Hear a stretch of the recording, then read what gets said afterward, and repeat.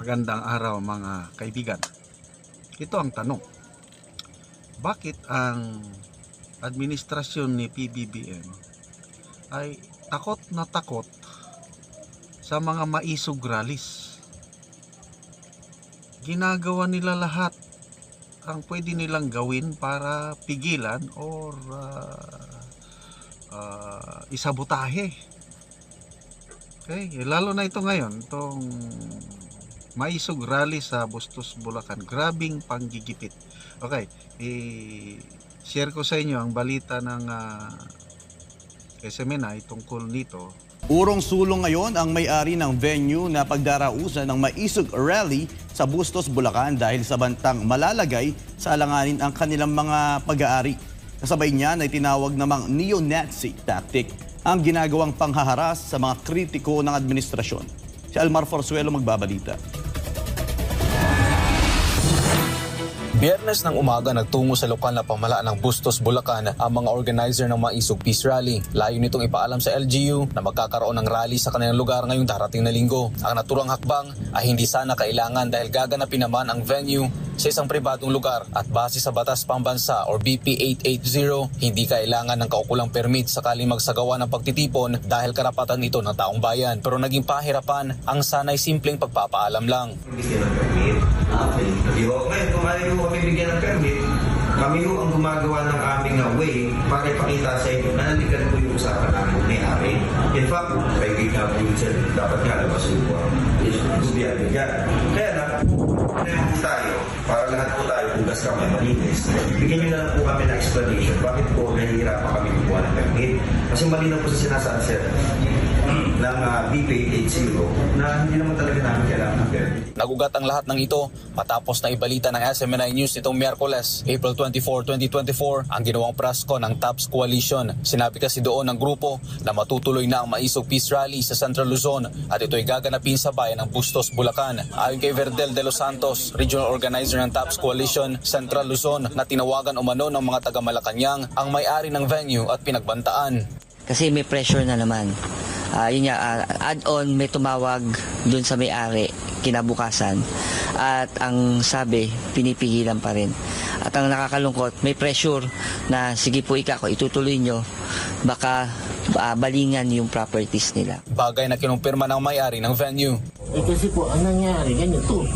Parang tinatakot nila kami. Sabi niya, pag pinayagan nyo yan, alam nyo yung nangyayari sa mga property. Kasi may mga negosyo kami rito. Sabi ko, Sino nagsabi doon? sila. Malacanang. Yung nagpakilalang Malacanang. Sabi ko, gusto ordinaryong tao lang naman kami. Parang pinukwento. Yung tumawag at saka yung pumunta mga lalaki. Palagi po na isa. Para naman kay Placido Pilosopo, Secretary General ng Kilusang Pagbabago ng Central Luzon, wala silang nilabag na batas para sa napipintong maisog rally. Sa katunayan, lahat ng kanilang ginawa ay may mga kaukulang dokumento. Maaga pa lamang ay naghanda na tayo para sa mga karagdagang dokumento na kakailanganin natin para ang ating gagawing pagtitipon sa darating na linggo. April 28, dito po yan sa Barangay Poblasyon, Bustos, Bulacan, masiguro natin na hindi po tayo masisilipan ng kahit na anong mga bagay na pwedeng pumigil sa atin. Para naman kay Dr. Luz Aguinaldo, mismo ang congresswoman sa kanilang lugar ang gumagawa ng pananakot para hindi matuloy ang rally. Baka hindi sila mabigyan ng project.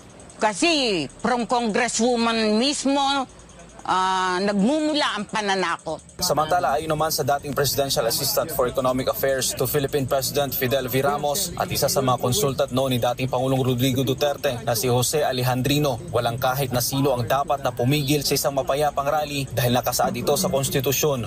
There are prayer rallies, there are peaceful prayer rallies. That's allowed under the Constitution. And nobody has a right to stop that. Dagdag pa nito na ang ginagawa ngayong panggigipit ng kasalukuyang administrasyon sa mga kritiko nito ay maituturing niyang neo-Nazi tactic tulad ng ginawang pagbawi sa prangkisa ng SMNI. The government has its own propaganda machine. So, if you want to have democracy, a strong democracy, you have to allow the opposition to air its views. Now, the moment you start cracking down on the platforms of the opposition, you are actually resorting to what I call neo-Nazi tactics, because in every authoritarian government, they started out the same way doing this. And what is wrong with, and as a matter of fact, we should be happy that we have platforms like SMNI that disagree. Sa huli, sinabi ni Alejandrino na dapat nang itigil ng Marcos administration ang panghaharas sa kanilang mga kritiko, kasabay ang panawagan sa taong bayan na dapat magkaisa at ipakita sa mga inihalal na dapat ang taong bayan ang nasusunod at hindi ang mga politiko. So this government should rethink its policies and stop all these harassments. That's what people power is. You are taking back the power into your own hands. You are telling those elected, you are our servants, you are not our masters. Okay? And that is important to remind them of that, because and you keep quiet, you allow the abuse of power and corruption to grow. Sa ngayon, nilinaw ng TAPS Coalition na tuloy pa rin ang Maisog Peace Rally sa Bustos, Bulacan ngayong darating na araw ng Linggo, 28 ng Abril. Para sa Diyos sa Pilipinas, kumahal Almar Forzuelo, SMNI News. Okay, so pang-apat na Maisog Rally na ito, no? Itong sa Bustos, Bulacan. Ang una sa Davao, walang problema doon dahil teritoryo ng mga Duterte, walang problema sa permit. Kaya lang, ang ginawa ng administrasyong Marcos, sinabayan nila ng launching ng Bangon Pilipinas na matagal naman nilang inumpisan. Last year pa yan na programa Bangon Pilipinas. Mamaya nagkaroon ng launching. So, very clear na gusto nilang tapatan yung unang Maisog Rally sa Davao City. Pangalawa, yung sa Cebu, anong ginawa nila? Mga mayors, kinausap nila na wag padaluin ang mga tao sa nasasakupan ng mga mayors. Ang dami nilang ang dami nilang ginagawang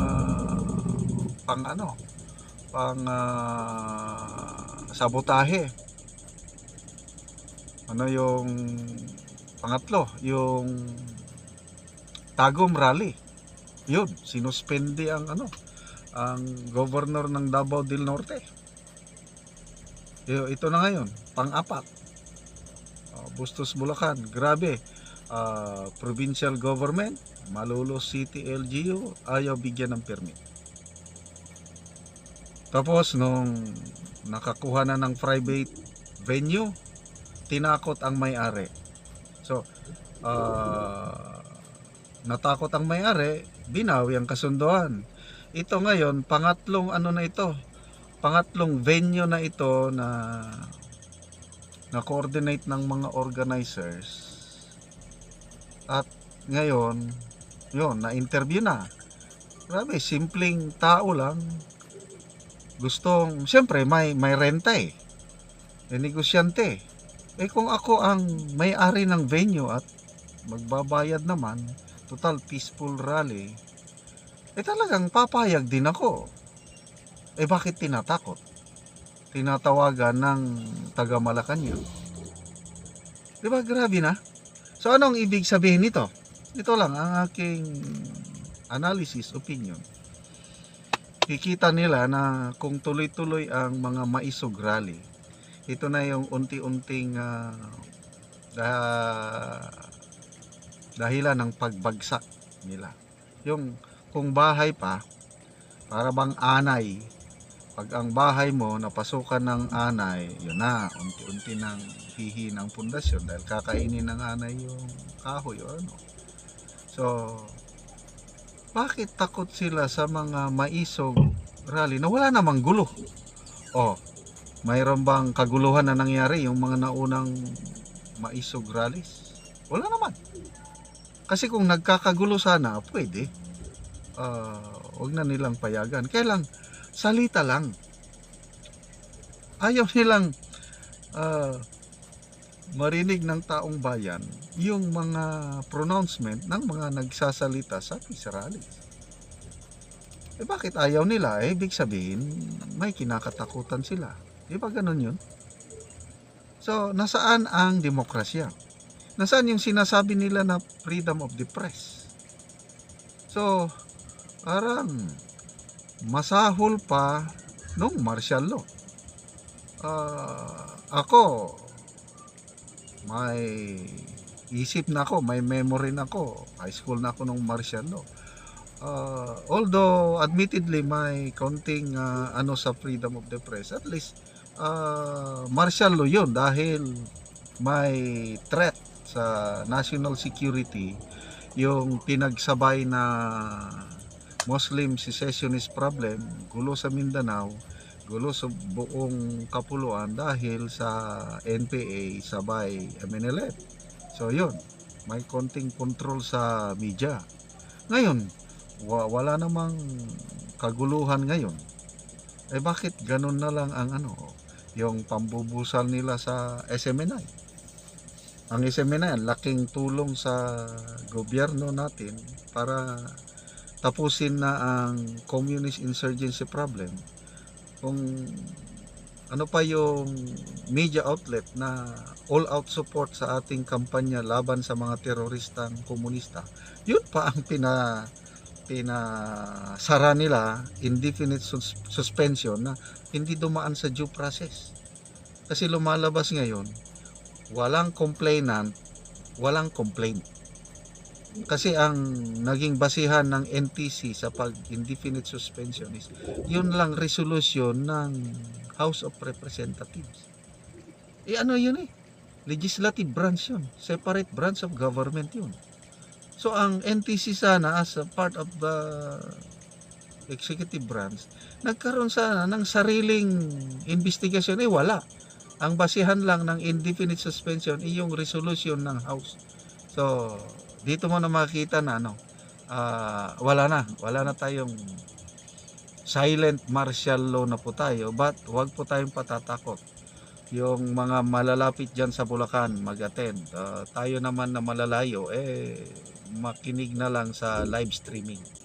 So mabuhay ang Maisog Peace Rallies. Maisog Rally, ayaw daw payagan at tinatakot pa di umano yung may-ari ng lugar na pagdadausan ng Maisog Rally. Tinatakot pa daw. At bakit itong rally ng mga makakaliwa? Nakikita nyo naman natin, lalo na itong si Raul Manuel, congressman, ay pinapayagan nila kahit nakaabala na sa kalsada. Imagine nasa kalsada. Ang Maisog Rally nasaan? Dito sa Bulacan, sa private pa. At lahat ng mga kailangan ay inaano naman nila. Pero ayaw payagan daw, sabi nila. Itong may-ari ay natatakot na, may-ari ng lugar, kasi tinatakot na baka magaya daw doon sa taga Davao. Yung gobernador ba yun? Oo. Nasuspende yun, ang alam ko Baka daw magaya. Sabi nila, taga Malacanang daw ang nananakot. Taga Malacanang. Sino kaya? Pero wag natin, pag sinabing taga Malacanang, wag nating isipin agad, si PBBM agad sinisisi. Hindi natin alam na gumagawa naman ng maayos si PBBM, pero yung tao, hindi lang naman si PBBM na sa Malacanang. Ito naman tumayo pag sinasabing taga Malacanang, ay sinisi nyo kaagad si PBBM. Hindi lang si PBBM na sa Malacanang. Merong iba dyan na pag makaasta, kala mo Pangulo. O hindi natin alam, baka yun ang ayaw sa Maisog Rally na yan. Kasi nung tingnan nyo yung cute na yun, may cute, alam ko sino ba yung cute na yun? Yung cute na yun, ang sabi mga nakaraan na may mga sinasabi daw bangag sa rally. Ibig sabihin yan, ayaw niya sa rally na yan. Diba? Ayaw niya sa rally. Alam na. Kayo, ano sa tingin nyo? Pero unfair naman sa ganun. Itong mga nasa kalsada nagsisigaw, pinapayagan. Pero itong peace rally, yan po ay talagang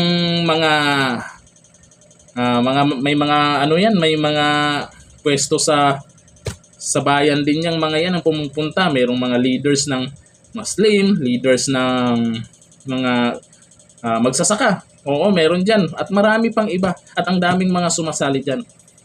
Bakit?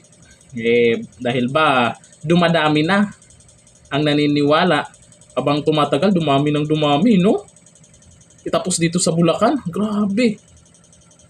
Ayaw payagan, bakit? Yung karapatan naman natin wala naman ano nun kung may nasa tao na yun kung maniwala o hindi. Karapatan naman natin kung maniwala o hindi diyan. Ang importante, hindi nakaabala, lalo sa mga diyan sa lansangan, hindi nagsisigaw, naglalakad. Kahit kinukontra natin yung ibang mga nagrarally, yung mga diyan sa kalsada mismo, nagsisigaw, naglalakad diyan, nagsusunog. Ay, mukhang hindi maganda yon. Pero ito, peace rally. Meron lang silang gustong ipahatid o iparating sa ating Pangulo. Kasi baka hindi nakarating sa kanya yung problema ng bansa. At hindi nyo po rin masasabi na ito po ay anti-government kasi maraming taga-gobyerno ang sinuportahan. Ito lamang po ay may panawagan na ito yung nangyari, Pangulo, ito yung malay natin kasi na hindi nakarating sa kanya, di ba? Ganon lang naman yan. Sana kung papayagan yung kabila, payagan din yung sa kabila. Yung sa kabila naman maayos. Yung sa kabila na hindi maayos, yun ang papayagan. Anong meron? Dahil ba nasa kongreso o taga-kongreso? Hanggang dito lang. Thank you. Bye-bye.